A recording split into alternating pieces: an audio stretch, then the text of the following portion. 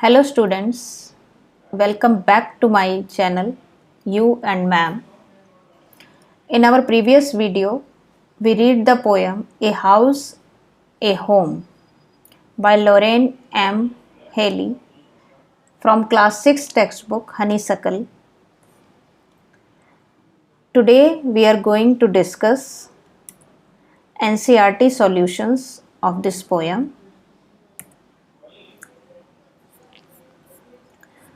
So question number 1 is, do you agree with what the poet says? Talk to your partner and complete these sentences.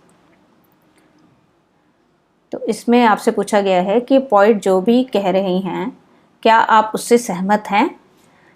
तो इस विषय में आप अपने partner से बात कीजिए और इन सेंटेंसेस को कंप्लीट कीजिए.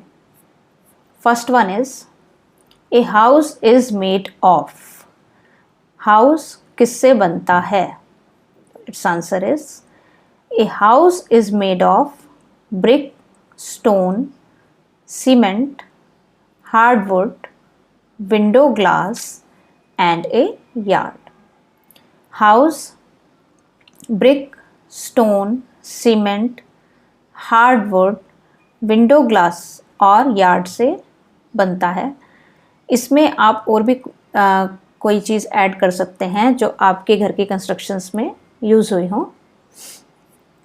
Second one, it has eaves, chimneys, tile floors, stucco, roof and lots of doors.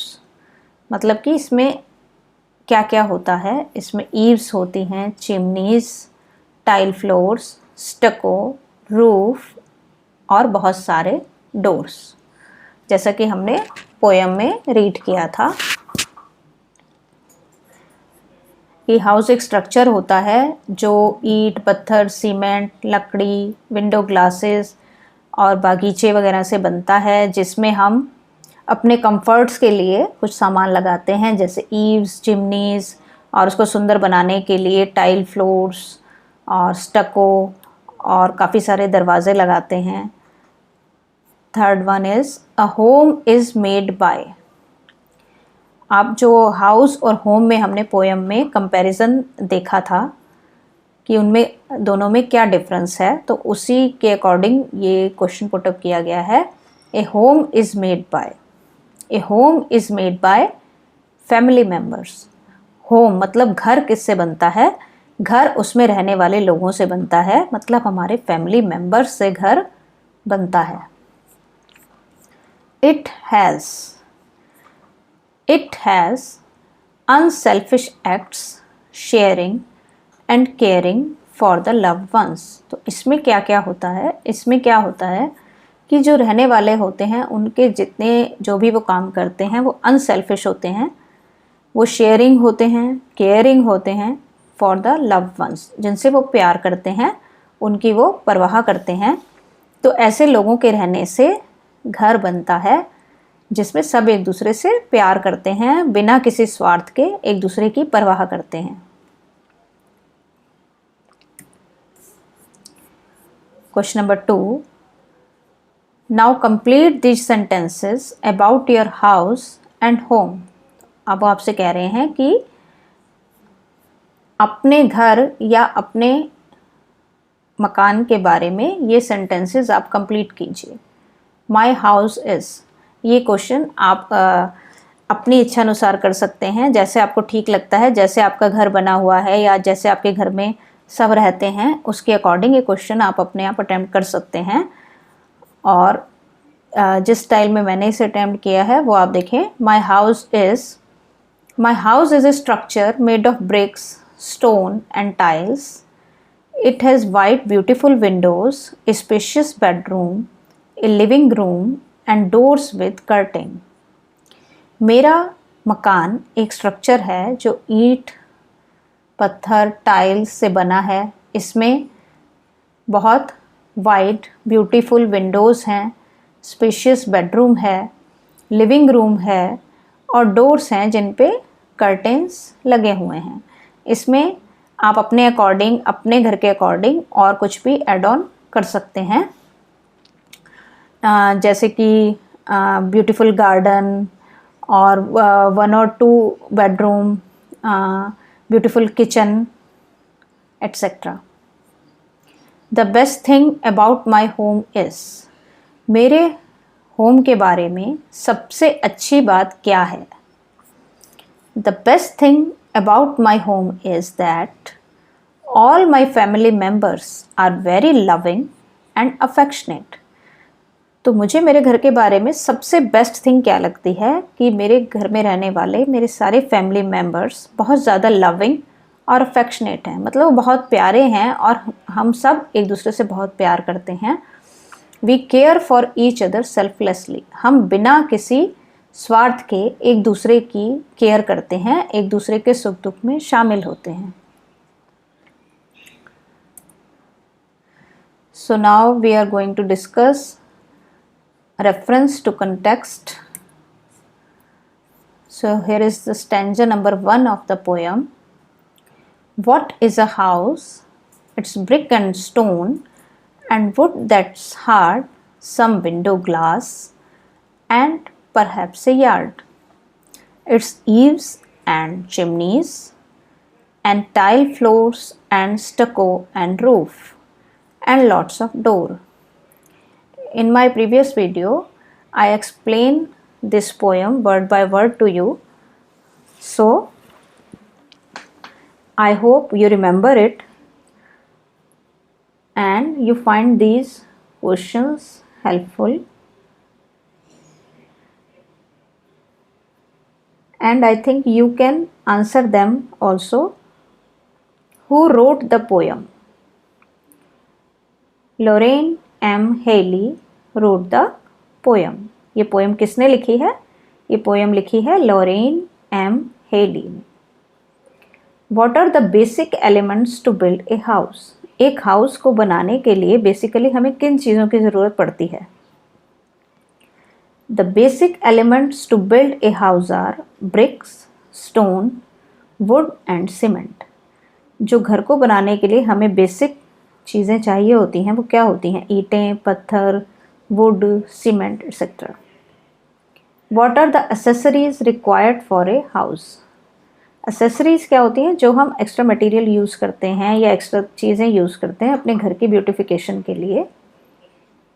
A house requires doors, roof, walls, Windows and chimneys etcetera. House में किन एसेसरीज़ की ज़रूरत होती है जो हमारी लाइफ को कंफर्टेबल बना सकती हैं? वो हैं doors, roof, walls, windows, chimneys etcetera. What materials are used to beautify it? इसको सुंदर बनाने के लिए क्या क्या चीज़ों का इस्तेमाल किया जाता है? Tiles and stucco are used to beautify a house. तो टाइल्स और स्टको का इस्तेमाल किया जाता है घर को सुंदर बनाने के लिए।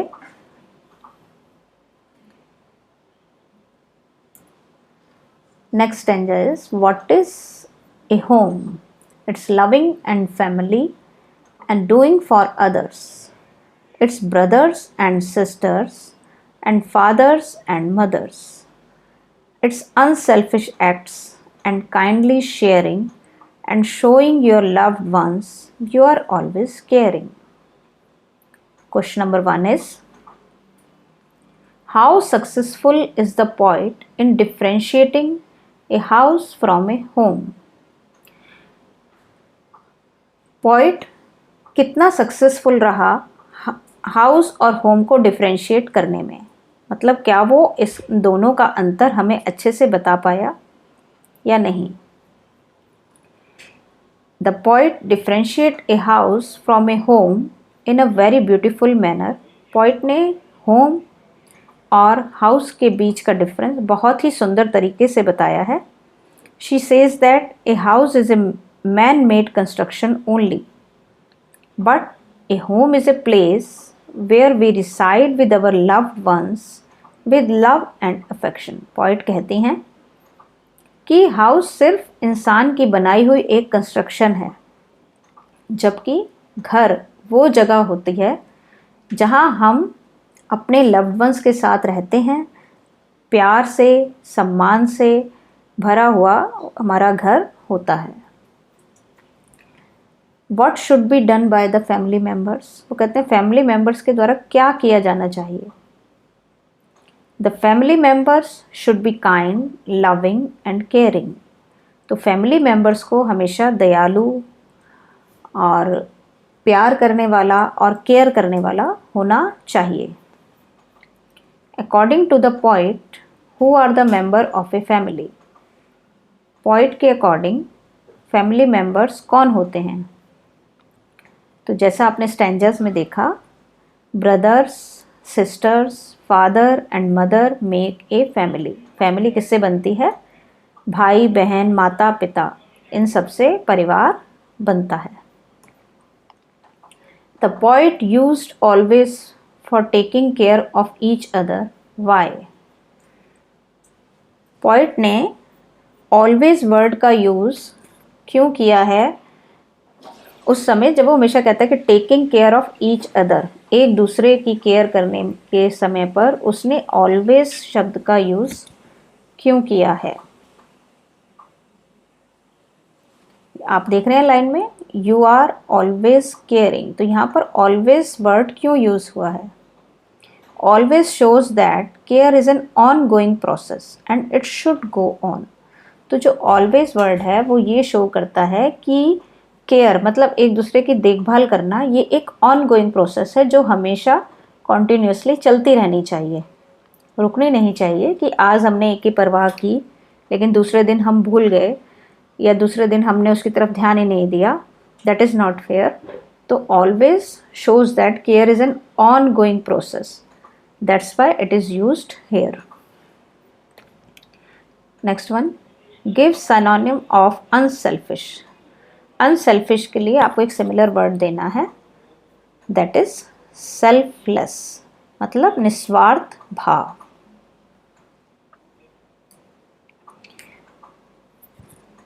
Now we see some extra questions. Who all are parts of family? Family के पार्ट्स कौन होते हैं? Parents, sisters and brothers are parts of family. They stand together in all ups and downs in life. माता पिता, भाई बहन, ये सब परिवार का हिस्सा होते हैं और हमारे सुख दुख में ये हमेशा सब साथ रहते हैं। Define a house. हाउस को डिफाइन कीजिए। A house is a non living structure made of bricks, stones and woods. House एक निर्जीव स्ट्रक्चर है। नॉन लिविंग मतलब जिसमें जान नहीं होती, जो अपने आप नहीं चल सकता, मूव कर सकता, उसे हम क्या कहते हैं? Non living. तो हाउस एक नॉन लिविंग स्ट्रक्चर है जो ब्रिक्स, स्टोन्स और वुड से बनता है। It consist of windows, doors and a yard. इसमें विंडोज, डोर्स और यार्ड्स वगैरह होते हैं। Define a home. होम को डिफाइन कीजिए। A home is a place where family members live together selflessly. Home मतलब घर, वो जगह होती है जहाँ सभी फैमिली मेम्बर्स सेल्फलेसली एक दूसरे के साथ रहते हैं। दे love and care for each other, और वो एक दूसरे को प्यार करते हैं, एक दूसरे की परवाह करते हैं, एक दूसरे का ध्यान रखते हैं। Why family plays an important role in a home. Family घर में कैसे एक इम्पॉर्टेंट रोल प्ले करती है। A home becomes a home due to the presence of a family. एक घर किसकी वजह से बनता है? उसमें रहने वालों की प्रेजेंस से। अगर घर में रहने वाले नहीं हैं तो वो घर नहीं होता। तो फैमिली में कौन कौन आता है? जैसे हमने पहले भी पढ़ा, father, mother, brothers and sister, these are parts of family. They do unselfish acts and takes care of each other in happy and mourn days. वह निस्वार्थ भाव से एक दूसरे की परवाह करते हैं, ध्यान रखते हैं, चाहे वो खुशी के दिन हो या दुख के दिन हो, एक दूसरे की केयर करते हैं। If there will be no family, then there will not be any home. अगर परिवार नहीं होगा तो घर भी नहीं होगा।